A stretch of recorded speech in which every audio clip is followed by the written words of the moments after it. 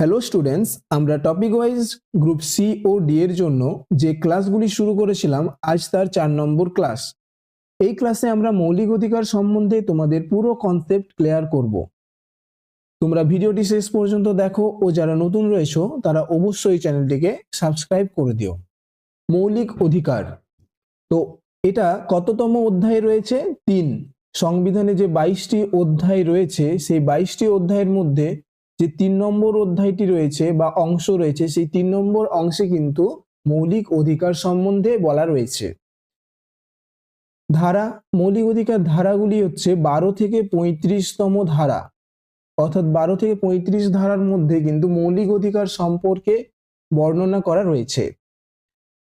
উৎস কি, অর্থাৎ কোন দেশ থেকে নেওয়া হয়েছিল মৌলিক অধিকারের ধারণাটি? মৌলিক অধিকারের ধারণাটি আমেরিকা থেকে কিন্তু নেওয়া হয়েছিল, বা ইউএসএ বা আমেরিকা থেকে নেওয়া হয়েছিল। বর্তমানে মৌলিক অধিকারের সংখ্যা রয়েছে কিন্তু 6টি। ঠিক আছে, বর্তমানে মৌলিক অধিকারের সংখ্যা রয়েছে 6টি। এই 6টি মৌলিক অধিকার কি কি আমরা একটু জেনে নিই। দেখো, এই 6টি মৌলিক অধিকারের মধ্যে হলো সাম্যের অধিকার, যেটা রয়েছে 14 থেকে 18 ধারার মধ্যে। স্বাধীনতার অধিকার, যেটা রয়েছে 19 থেকে 22 ধারার মধ্যে। শোষণের বিরুদ্ধে অধিকার, যেটা রয়েছে 23 থেকে 24 ধারার মধ্যে। ধর্মীয় স্বাধীনতার অধিকার, যেটা রয়েছে 25 থেকে 28তম ধারার মধ্যে। সংস্কৃতি ও শিক্ষার অধিকার, যেটা রয়েছে 29 থেকে 30 ধারার মধ্যে। আর শাসনতান্ত্রিক প্রতিবিধানের অধিকার, যেটা রয়েছে 32 থেকে 35তম ধারার মধ্যে। ঠিক আছে, দেখো, যখন সংবিধান রচনা হয়েছিল বা তৈরি হয়েছিল তখন কিন্তু তোমাদের মোট মৌলিক অধিকার ছিল কিন্তু 7টি।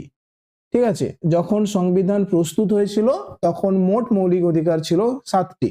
তো 7 নম্বর মৌলিক অধিকারটা কি? দেখো, 7 নম্বর মৌলিক অধিকারটি হলো সম্পত্তির অধিকার। সম্পত্তির অধিকার।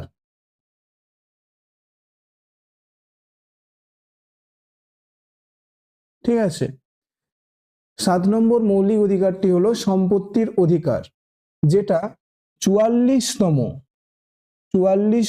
সংশোধনীর মাধ্যমে কিন্তু বাতিল করা হয়েছিল। কত সালে? 1978 সালে। ঠিক আছে, 1978 সালে 44তম সংবিধান সংশোধনীর মাধ্যমে কিন্তু 7 নম্বর মৌলিক অধিকার যেটা ছিল সম্পত্তির অধিকার, সেটা বাতিল করা হয়েছিল। তবে এই সম্পত্তির অধিকার আইনটি বর্তমানে কোথায় রয়েছে? বর্তমানে এটি 300 এ ধারায় কিন্তু রয়েছে। কি নামে? আইনি অধিকার। ঠিক আছে, এখন 300 এ তম ধারায় যে আইনি অধিকার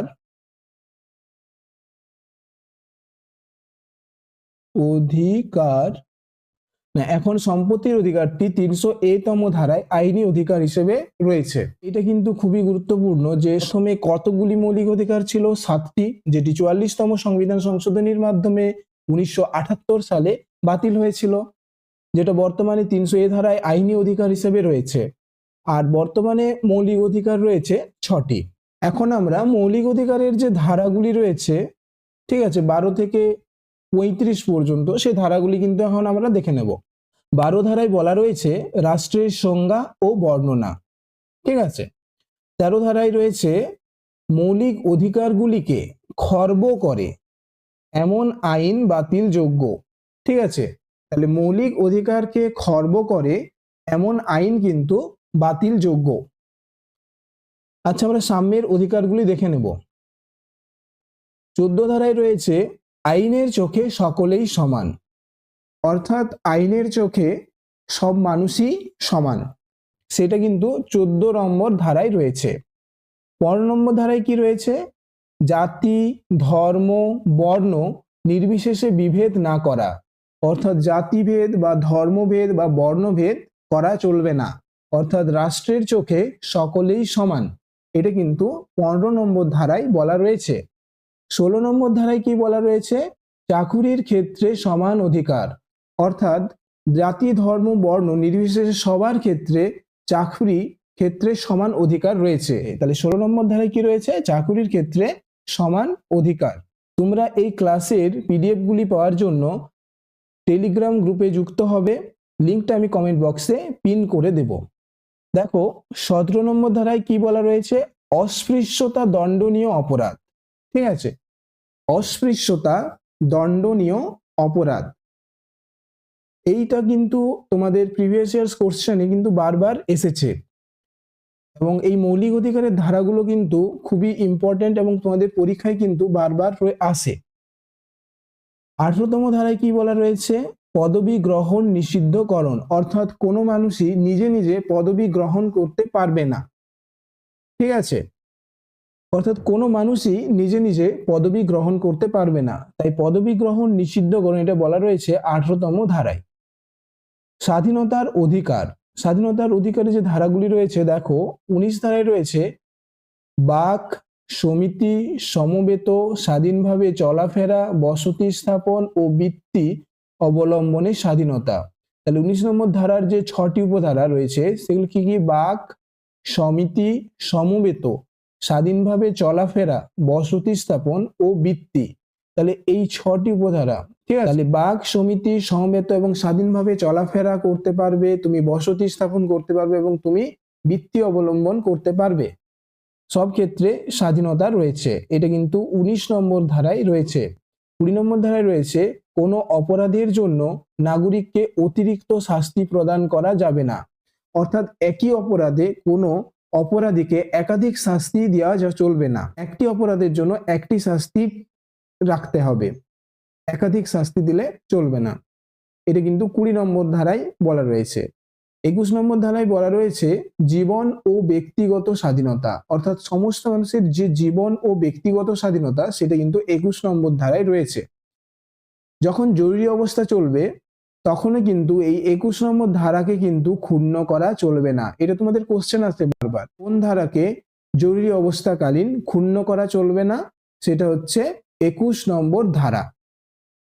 21 এ ধারায় কি রয়েছে?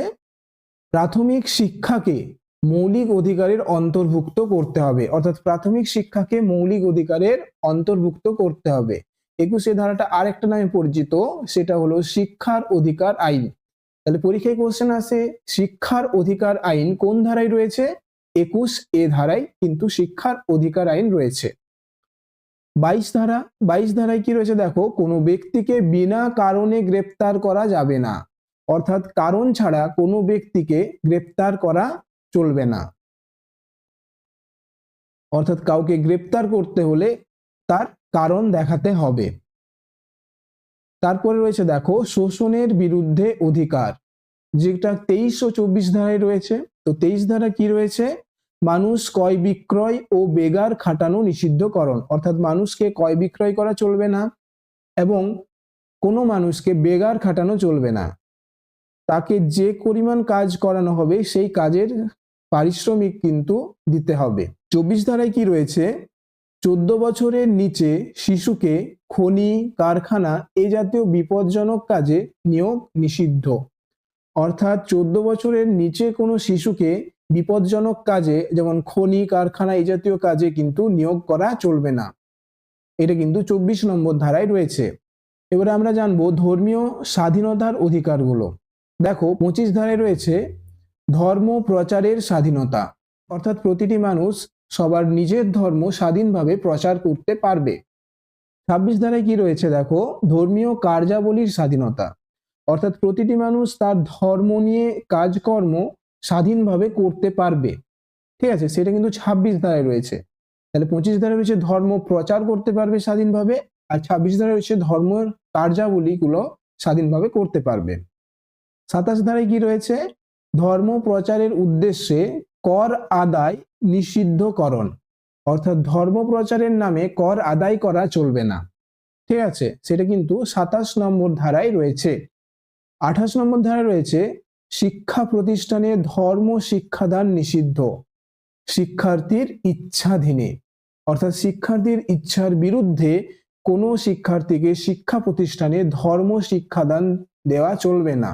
ঠিক আছে, তাহলে এটা রয়েছে 28 নম্বর ধারায়। তাহলে ধর্মীয় স্বাধীনতার অধিকারগুলি আরেকবার দেখে নেব যে 25 নম্বর ধারায় রয়েছে ধর্ম প্রচারের স্বাধীনতা, 26 নম্বর ধারায় রয়েছে ধর্মীয় কার্যাবলীর স্বাধীনতা, 27 নম্বর ধারায় রয়েছে ধর্ম প্রচারের উদ্দেশ্যে কর আদায় নিষিদ্ধকরণ, ঠিক আছে। আর 28 নম্বর ধারায় রয়েছে শিক্ষা প্রতিষ্ঠানে ধর্ম শিক্ষাদান নিষিদ্ধ, শিক্ষার্থীর ইচ্ছাধীনে। এবারে আমরা দেখব সংস্কৃতি ও শিক্ষার অধিকার। দেখো 29 ধারায় রয়েছে সংখ্যালঘু সম্প্রদায়ের মানুষেরা তাদের ভাষা, লিপি, সংস্কৃতি সংরক্ষণ করবে। অর্থাৎ সংখ্যালঘু যে মানুষেরা রয়েছে তারা তাদের ভাষা, লিপি এবং সংস্কৃতি কিন্তু সংরক্ষণ করতে পারবে, সেটা 29 ধারায় রয়েছে। 30 ধারায় কি রয়েছে? সংখ্যালঘু সম্প্রদায়ের মানুষেরা নিজেদের ভাষায় শিক্ষা প্রতিষ্ঠান স্থাপন করতে পারবেন এবং নিজেরাই পরিচালনা করতে পারবেন, সেটা রয়েছে 30 নম্বর ধারায়। এবার দেখো শাসনতান্ত্রিক প্রতিবিধানের অধিকার, এর যে ধারাগুলো রয়েছে সেটা হচ্ছে 32 ধারা। 32 ধারায় কি রয়েছে? মৌলিক অধিকার সুনিশ্চিত করা, ঠিক আছে। 32 ধারায় রয়েছে মৌলিক অধিকার সুনিশ্চিত করা। এই 32 ধারায় কিন্তু লেখো, সুপ্রিম কোর্ট লেখো জারি করতে পারে এই 32 ধারায়। এবং এই 32 ধারাকে আমাদের বি.আর. আম্বেদকর কি বলেছিলেন? সংবিধানের হৃদয় ও আত্মা, ঠিক আছে। এই 32 ধারাকে আমাদের বি.আর. আম্বেদকর বলেছিলেন সংবিধানের হৃদয় ও আত্মা, ঠিক আছে। এই কোশ্চেনটা কিন্তু তোমাদের বারবার আসে যে সংবিধানের ও হৃদয় ও আত্মা কোন ধারাকে বলা হয়। এটা রাইট অ্যান্সার হবে 32 ধারা। এবং কে বলেছিলেন? বি.আর. আম্বেদকর। 33 ধারায় কি রয়েছে দেখো, ভারতীয় সেনাবাহিনীর মৌলিক অধিকার। অর্থাৎ আমাদের ভারতীয় সেনাবাহিনীর যে মৌলিক অধিকারগুলি রয়েছে, মৌলিক অধিকার রয়েছে, সেটা কিন্তু 33তম ধারায় বলা রয়েছে। 34 নম্বর ধারায় কি বলা রয়েছে দেখো, সামরিক আইন বলবৎ থাকাকালীন ওই অঞ্চলের মৌলিক অধিকার ক্ষুণ্ণ হতে পারে।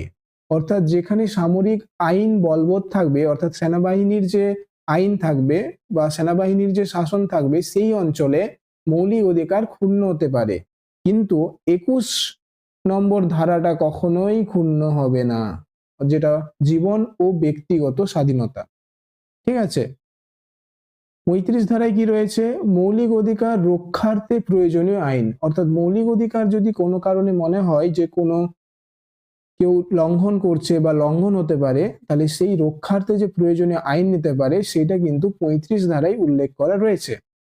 35 ধারায় কি রয়েছে? Son of the soil. অর্থাৎ কাশ্মীর সংরক্ষণ বা কাশ্মীরের নিয়ে যে ধারাটি রয়েছে সেটা হলো 35 ধারা। অর্থাৎ তোমাদের পরীক্ষায় যদি আসে যে কাশ্মীর সম্পর্কে বর্ণনা রয়েছে কোন ধারায়, তাহলে অ্যান্সার হবে 35 ধারা। তো তোমরা যদি এই ক্লাসের পিডিএফটা পেতে চাও তাহলে তোমরা টেলিগ্রামে জয়েন্ট হও, লিঙ্কটি কিন্তু কমেন্ট বক্সে দেওয়া রয়েছে। আর ভিডিওটি ভালো লেগে থাকলে ভিডিওটি লাইক করো এবং এই রকম ক্লাসগুলি পাওয়ার জন্য তোমরা অবশ্যই চ্যানেলটিকে সাবস্ক্রাইব করে দিও। তো দেখা হচ্ছে পরের ভিডিওতে।